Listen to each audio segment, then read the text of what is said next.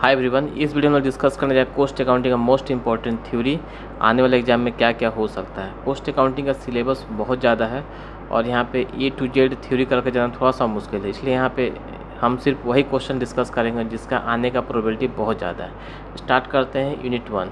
पहला यूनिट हो गया basic concept of cost accounting और इसके और में नॉर्मली कॉस्ट शीट का प्रैक्टिकल प्रॉब्लम दिया रहता है। ठीक है, तो स्टार्ट करते हैं। पहला question, what is cost accounting. Cost accounting का मीनिंग, नेचर, ऑब्जेक्टिव्स। ठीक है, नेक्स्ट हो गया कॉस्ट अकाउंटिंग का एडवांटेज एंड लिमिटेशन, 2023 में आया था।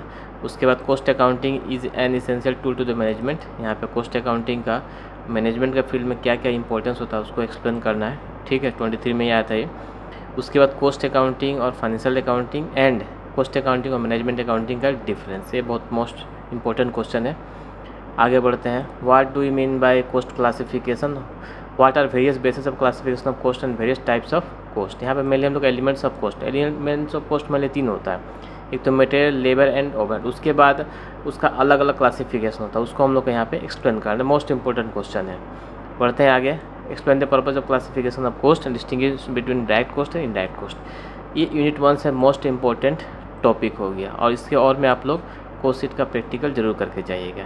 ठीक है, बढ़ते हैं यूनिट नंबर 2। बहुत ज़्यादा थ्योरी है इसमें और प्रैक्टिकल भी बहुत सारे हैं। तो यूनिट 2 में मेनली आप लोग को शॉर्ट नोट पे फोकस करना है, क्योंकि पास्ट एग्जाम में क्या हो रहा है कि मटेरियल से भी एक क्वेश्चन आ रहा है। यूनिट 2 का पहला पार्ट हो गया मटेरियल, और लेबर से भी एक प्रैक्टिकल प्रॉब्लम आ रहा है। ठीक है, और जो शॉर्ट नोट होता है वो इस चैप्टर से ज़्यादा आता है। तो पहला शॉर्ट नोट आप लोग करना है इन्वेंट्री कंट्रोल क्या होता है, उसका objectives, explain the essentials of material control और इन्वेंट्री कंट्रोल, दोनों सेम चीज़ है।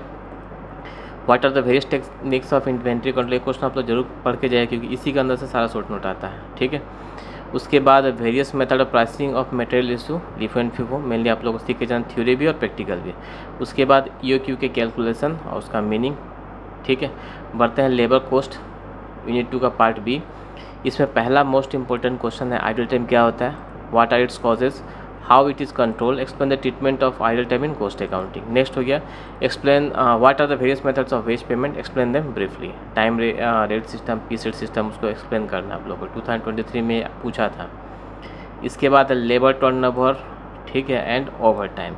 ये है हम लोग का यूनिट 2 से इम्पोर्टेंट थ्योरी। मेनली यहाँ से शॉर्ट नोट पूछता है और इसका आप लोग प्रैक्टिकल अच्छे से करके जाए। कौन कौन सा प्रैक्टिकल करना है वो हमारा जो एक वीडियो अपलोड है उसमें आप लोग देख सकते हैं। ठीक है, बढ़ते हैं यूनिट नंबर 3 ओवरहेड्स में। ओवरहेड्स में थ्योरी दिया रहेगा, इसका और में प्रैक्टिकल आता है। थ्योरी में 2 बहुत इंपॉर्टेंट क्वेश्चन है। पहला हो गया what do you mean by allocation apportionment of overhead to cost centre, what are the basis of overhead apportionment to various department, overhead को कैसे अप्रोचमेंट किया जाता है। दूसरा under absorption and over absorption क्या होता है, ये क्यों होता है, how and why it is arises, how they are treated in cost accounting, cost accounting को कैसे ट्रीट करते हैं। ये 2 बहुत इंपॉर्टेंट क्वेश्चन है और पहला क्वेश्चन भी आप लोग करके जा सकते हैं। तो ये हो गया यूनिट 3 से इम्पोर्टेंट थ्योरी। बढ़ते यूनिट 4। यूनिट 4 में बहुत ज़्यादा चैप्टर्स है। ठीक है, तो यहाँ पे ब्लू मार्क किया हुआ important question, job costing, process costing का मीनिंग डिफरेंस। उसके बाद हो गया यूनिट कॉस्टिंग क्या होता है, in which industry unit costing applied, explain its purpose.